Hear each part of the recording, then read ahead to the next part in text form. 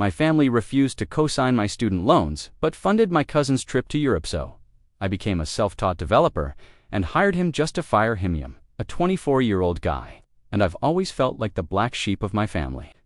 Growing up, it seemed like no matter what I did, I could never measure up to anyone's expectations. Alex, from the time we were kids, my parents treated him like he was some golden child, praising every little thing he did and turning a blind eye to my own efforts. It wasn't just small things either. They funded his trips to Europe, sent him to summer programs I couldn't even dream of, and made sure the whole family knew about it.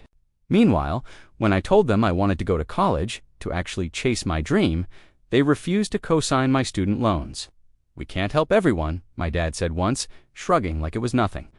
My dream felt like it was slipping away before it even began. I remember sitting at the kitchen table, scrolling through Alex's Instagram, while my mom leaned over my shoulder. "Look at this, honey," she said, pointing at his photos from Venice. "Isn't it amazing?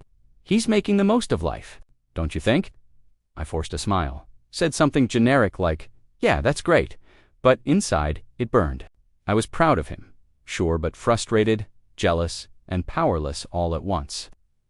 The way they looked at him, the way they celebrated him, it was like I didn't exist. I tried to explain my own plans, my own ambitions, but they nodded politely and then changed the subject. Every conversation felt like a reminder that I was the responsible one, the one expected to struggle quietly while Alex got the rewards. Sitting in my small, cluttered bedroom that night, I stared at my empty scholarship applications and loan forms. I could almost hear Alex's laughter echoing from the other side of the family. But as much as it hurt, as much as the unfairness made me want to give up, a stubborn little fire flickered inside me. I wasn't going to wait for them to hand me an opportunity. I wouldn't let their favoritism define me. Somewhere beneath the frustration and envy, I knew I had to find my own way, and maybe one day, I'd prove that I could. After that night, I made a decision I didn't think I'd ever have to make. I was going to do this on my own. No cosigns, no family loans, no favors. The first step was terrifying, teaching myself coding from scratch. I'd never taken a computer class beyond the basics in high school. But I remember opening a tutorial video and feeling my chest tighten with a mix of fear and excitement. My fingers hovered over the keyboard, unsure if I'd be able to make sense of it all, but I told myself I have to try. And I did. Hours turned into nights, nights into early mornings, with the glow of my laptop screen becoming my only companion. The apartment smelled faintly of old coffee and stale textbooks I barely read, and I didn't care. This was mine. The first few weeks were brutal. I kept hitting dead ends, errors flashing red across the screen like taunts. "You're doing it wrong," I muttered to myself more times than I can count, slumping back in my chair, rubbing my temples. But then, something clicked. A simple program I built actually ran without crashing. I remember leaning back and laughing, half in disbelief, half in relief. Maybe I can actually do this. Every small victory gave me more fuel. I set up a tiny corner of my apartment as my office, a messy desk, a whiteboard full of scribbles, sticky notes with reminders, and empty energy drink cans piling up. And as I learned, I started to dream not just about surviving college on my own, but thriving, building something that would make me untouchable. My parents might refuse to help, Alex might still be jetting off to Europe, but this time I had control. I started thinking about the future differently. Maybe someday I'll be in a position where I don't just succeed despite them. Maybe I'll succeed over them. The thought sent a shiver down my spine, equal parts excitement and mischief. And just like that, the seed of a plan began to take root, a plan I never imagined I'd see through. Alex had no idea what was coming. I watched him from a distance for years, the way he strutted around like life owed him everything. My parents hung on his every word, constantly reminding me how lucky I was to have him in the family. Like his achievements were some shared victory I had no part in. I'd bite my tongue in family dinners as he bragged about another trip, another gadget, another effortless win. "You should have come with me to Paris," he said one night, tossing me a casual smile while I stirred my pasta in silence. "It was insane. You'd have loved it." I forced a laugh, feeling that familiar sting of envy and humiliation curl in my chest. But I wasn't the same guy they saw anymore. My self-taught coding journey had changed me in ways Alex would never understand. I could feel it every time I debugged a problem he couldn't even wrap his head around. Every time my code worked perfectly, I got a rush of quiet, personal triumph that no one else had to acknowledge. I started to imagine a future where I didn't just make ends meet, but thrived, where I could build something real, and maybe, just maybe, he'd finally have to face me on equal ground. The worst part was their obliviousness. At one family gathering, my mom kept scrolling through Alex's photos from some exclusive ski trip. "Look at this view! Isn't it amazing?" she gushed. I wanted to scream, to throw my laptop across the room, to make them see what it was like to struggle and claw your way up. Instead, I smiled, nodded, and thought about how far I'd come already. The resentment simmered beneath the surface, a slow burn that sharpened my focus instead of consuming me late at night. In my small, cluttered apartment, I'd stare at my reflection in the dark window. I saw someone different, now someone capable, stubborn, and quietly dangerous in the sense that I could see the plan forming in my mind. Alex had no idea that the life he flaunted was about to collide with the one I was building, and for the first time in years, I felt a thrill at the thought of what was coming next. The grind didn't let up. Every morning, I woke up before sunrise, brewed a strong cup of coffee, and dove into endless lines of code that sometimes felt more like a foreign language than anything I'd ever known. My fingers ached, my eyes stung from staring at the screen, but there was a strange kind of satisfaction in every small breakthrough. I built my first functional app entirely from scratch, and for the first time, I felt the kind of pride that had nothing to do with parental approval or Alex's golden life. My apartment smelled faintly of coffee and ink, cluttered with scribbled notes and empty energy drink cans, but in that chaos, I felt a sense of ownership over my life I'd never known. I remember one night, my computer screen glowing in the dim room, when I hit a major bug I couldn't figure out. Frustration bubbled up, a mix of anger and exhaustion. "Why won't you just work?" I muttered, slamming my hand lightly against the desk. For hours, I tried every solution, scouring forums and tutorials, and then finally, the code ran perfectly. I leaned back in my chair, chest heaving, a mix of relief and triumph washing over me. For once, I had created something real, something that was mine. No one had handed it to me. I had clawed for it in silence. That night, I thought about Alex again. He was probably posting pictures of some cocktail-filled rooftop party, living life without a care. And here I was, exhausted but thriving, inching closer to a version of myself that was unstoppable. The contrast stung, but it also fueled me. I realized I wasn't just learning to code, I was learning to wield power in a world that had tried to leave me behind. A soft breeze drifted through the cracked window, carrying the faint hum of the city below, and I smiled. The plan was starting to take shape in my mind, a way to flip the entire dynamic to finally balance the scales. I just had to be patient. And little did I know, the opportunity to put that plan into action was closer than I imagined. It finally happened, my first real taste of success. After months of sleepless nights and endless debugging, I landed a freelance project that actually paid well. I remember staring at the contract, disbelief and pride colliding in my chest. I did this on my own. No parental approval, no family cosigns, no Alex showing off his latest trip photos while I felt like a failure. This was mine. I printed the contract, held it in my hands, and for a moment, it felt like the universe had acknowledged all the late nights, all the sacrifices, all the small victories that no one else had noticed. When I called my parents to tell them, I could hear their hesitation immediately. "Oh, that's nice, honey," my mom said, her tone polite but flat. My dad muttered something about being proud but didn't ask for details. I could practically hear the invisible shrug in their voices. Meanwhile, Alex was probably messaging my mom, gushing about his next trip or some new gadget. The comparison hit like a punch in the gut, and I clenched my fists. I wanted to scream, to show them that I didn't need validation, but I swallowed it. I had my own victory, and it felt sharper because they couldn't diminish it. That weekend, I set up my office, properly lights whiteboard, sticky notes, a little plant for life amidst the mess of caffeine-stained papers. I started to think bigger, more projects, higher-paying clients, real recognition. The idea that maybe, one day, I could surpass Alexand, not just financially, but in control and skill sent a shiver down my spine. I imagined him working under me somehow, and the thought, though far-fetched, made my grin uncontrollable. It was the first time I considered revenge, not out of spite, but out of a quiet, justified satisfaction. Even then, I didn't fully understand the opportunities this skill would open up.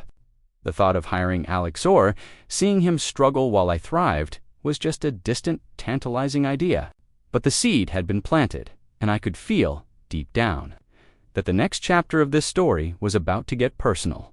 I never saw it coming, an email that would change everything. I'd been applying to small startups and freelance gigs, testing the waters, but one message made my heart stop. We'd like to offer you a lead developer position at our growing tech firm. You'll be in charge of a small team. My fingers trembled as I read it over and over. This wasn't just a job. It was a chance to finally take control not just of my career, but of the dynamics I'd been trapped in for so long. The universe had finally given me a tool, and I knew exactly how I might use it. A week later, I walked into the office for my first day. Bright lights, the faint hum of servers, and the smell of fresh coffee filled the room. It was intoxicating. And then I saw him, Alex, my cousin, sitting casually at one of the desks, his smug grin immediately recognizable. He'd somehow been hired too aware that I'd just been promoted to lead developer, which meant he was now under my supervision. My stomach twisted with a mix of disbelief, thrill, and a little mischievous excitement. "Hey, didn't expect to see you here," I said, my voice calm but my pulse racing. Alex laughed, leaning back in his chair. "Yeah, can you believe it? I'm working in tech now. Easy money, right?" I forced a smile, pretending to be casual, while internally savoring the irony. Easy money for him. Yes, but I held the real power now. Every memory of him flaunting trips, every time my parents dismissed my ambitions, every late night I'd endured, they all funneled into this moment. I couldn't help it. A quiet plan started forming in my mind to let him stumble, to watch him struggle while I guided projects and made decisions he didn't even comprehend. The thought sent a thrill down my spine. Vindication was finally tangible, and it was right within my reach. As I glanced at him across the desk, laughing obliviously, I realized that the game had changed. I held all the pieces, and for the first time in years, I felt the scales tipping in my favor. The first week of working together was surreal. Every time Alex made a mistake or worse, ignored instructions, it felt like the universe was giving me a private show. I watched him type sloppy lines of code, complain about the boring tasks, and casually shrugged when deadlines approached. Meanwhile, I was coordinating the real work, fixing issues he didn't even notice, and slowly realizing just how much control I now had. Every tiny blunder he made tightened the knot of satisfaction in my chest. "Come on, Alex, this function isn't returning what it should," I said one afternoon, keeping my tone calm, professional. He smirked, leaning back in his chair, coffee in hand. "Relax, it's fine. The client won't even notice," he said. I wanted to laugh at the arrogance, but I kept my composure. I had the authority now. He didn't even know it yet, but I was in charge. The office itself became a sort of battlefield. The hum of computers, the faint smell of coffee and printer ink, and the soft clicks of keyboards were now the backdrop to a quiet power struggle.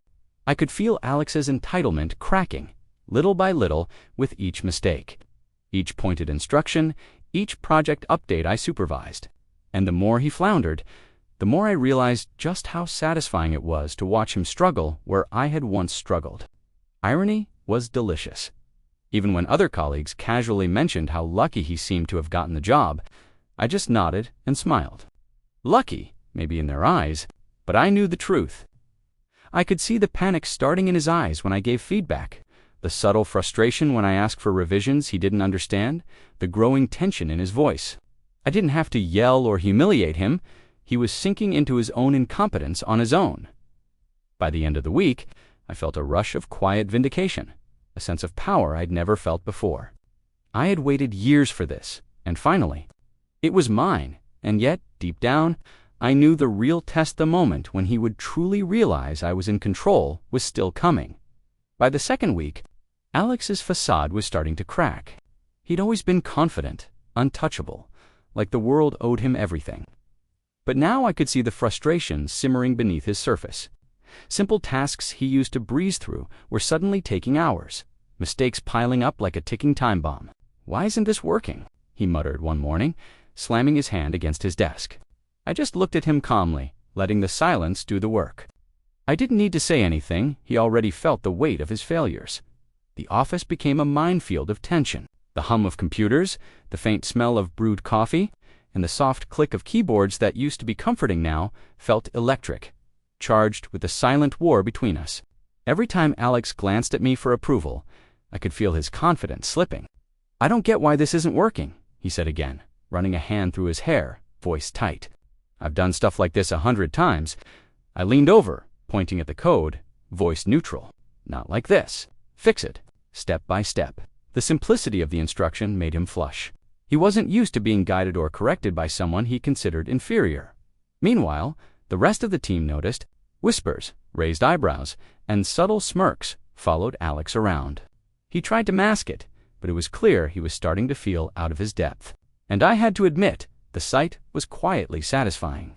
I'd spent years struggling, ignored, dismissed, and here he was, fumbling under the weight of my oversight. But as satisfying as it was, I knew patience was key. The plan wasn't just to watch him flounder, it was to let the consequences build naturally. Every failure he made, every sigh, every frustrated glance, it was all part of a bigger picture. That evening, as the office lights dimmed and the hum of servers filled the silent room, Alex still had no idea just how carefully I was orchestrating this, and the moment when it would all come crashing down for him was coming sooner than he thought. I hit my lowest point, not because of Alex, but because of the years of neglect and dismissal that had been silently piling up inside me. One evening, I was at my apartment after a brutal day of work emails piling up, code refusing to cooperate, deadlines looming, and I felt utterly exhausted. My small apartment felt suffocating, the hum of my laptop louder than usual, the stale coffee in my mug tasting bitter. I slumped back in my chair and stared at the ceiling, thinking about all the times my parents had brushed off my ambitions, the way Alex had always been the favorite, the golden child with every door flung open. I could feel the weight of every insult, every slight, every dismissive comment. "You'll never make it on your own," my dad had said once, and those words had lingered like a shadow I couldn't shake. I thought about quitting coding, giving up on my dreams, and just settling into a life that didn't scare anyone, but I knew I couldn't. The anger and pain were exhausting, but they were also proof that I cared, that I still wanted more than the crumbs I'd been offered. Even worse, Alex was now obliviously strutting around the office, completely unaware that the universe had flipped the script. My parents still called him, asking how he was doing, bragging to anyone who would listen about his supposed success. I clenched my fists, the temptation to lash out or storm in and expose him bubbling up, but I knew patience would serve me better. Every failure he was about to face, every lesson I was about to teach him silently would hit harder if I didn't act out of spite. As I stared at the blinking cursor on my screen, the room dark, except for the glow of my monitor. I felt the fire inside me dimming for a moment, but not out, not completely. Somewhere deep down, I reminded myself, I had survived worse than this. I could climb out of this low, and when I did, the payoff would be worth every sleepless night, every moment of despair. And I knew, without a doubt, the moment of reckoning with Alex was almost here. It finally happened, the moment I had been waiting for. Alex messed up a client project in a way that couldn't be ignored. Lines of code were missing, deadlines were at risk, and the panic in his face was instantaneous.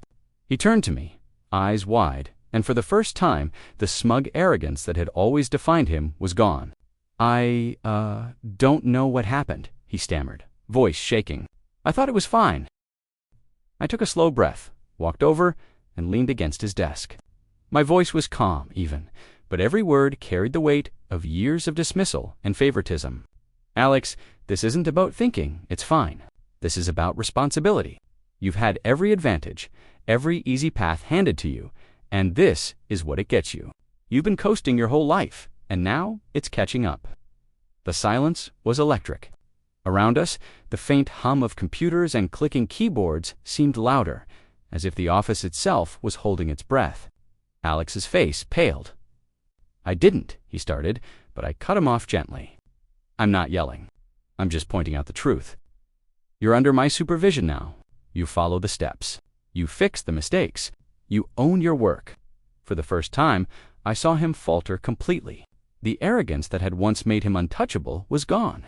His hands trembled slightly as he typed corrections, every error a reminder of the advantage he'd always assumed. I stayed nearby, quietly observing, letting him feel the gravity of his position. And as I watched him struggle to regain composure, I felt a deep, unexpected satisfaction. Not cruelty, not malice, but the quiet triumph of justice. The years of being ignored, dismissed, and overshadowed had led to this moment. But even as relief coursed through me, a subtle tension lingered because I knew this confrontation was only the beginning. The lesson wasn't over, and the full reckoning for Alex was yet to come. Word spread faster than I expected. By the next weekend, my parents had somehow found out about the office dynamics Alex stumbling under my supervision, the mistakes, and the subtle but undeniable fact that I was now in charge. I could practically hear my mom's gasp over the phone. "Wait, he works under you? Are you serious?" Her voice trembled, part disbelief, part awe. My dad, on the other end, muttered something about "never expected this," and paused for a long beat. I just smiled quietly to myself, sipping my coffee, letting the silence carry the weight. They couldn't fully process it. Their golden child was faltering, and I was thriving. When I finally visited home, the tension was palpable. Alex tried to act normal, cracking jokes and flashing that familiar smirk, but it faltered every time my parents glanced at me. "He's doing well, I guess," my mom said hesitantly, trying to maintain her usual cheer but unable to hide the subtle worry. I caught Alex's eyes across the room, and for the first time, he didn't meet mine. His confidence, once untouchable, was cracking under the quiet weight of recognition that I had surpassed him not just in skill, but in control. I could feel a strange satisfaction wash over me, a mixture of relief and vindication. Years of favoritism, dismissal, and quiet humiliation had finally been balanced. It wasn't just about revenge, it was about proving that I didn't need anyone's approval to succeed. My parents finally saw, in the most undeniable way possible, that the black sheep had grown into someone unstoppable. Even so, there was no gloating, no overt triumph, just a quiet, steady shift in the dynamic. Alex tried to hold on to dignity, but the cracks were visible, and every glance at him reminded me that the scales had truly tipped. And as I walked through the house that evening, listening to my parents murmur about my work, I realized something. The journey wasn't just about proving them wrong. It was about finally feeling free. Looking back now, I can hardly recognize the person I was when this all started. The 24-year-old guy who felt invisible, overlooked, and trapped under the weight of favoritism seems like a different lifetime. My journey from a small bedroom cluttered with coffee cups and coding tutorials to leading a team and watching Alex stumble under my guidance has taught me something I'll carry forever. Control over your life comes from persistence, patience, and self-belief, not someone else's approval. I wake up every morning in my own apartment, sunlight spilling across a desk neatly arranged with monitors, whiteboards, and notes filled with plans for new projects. The smell of fresh coffee mingles with the faint hum of my workstation, and I smile, knowing this everything here is mine. Alex, he's still working in the same office, but things are different now. He respects me, whether he admits it or not, and the arrogance that used to make my blood boil is gone, replaced with a quiet acknowledgement of reality. The best part?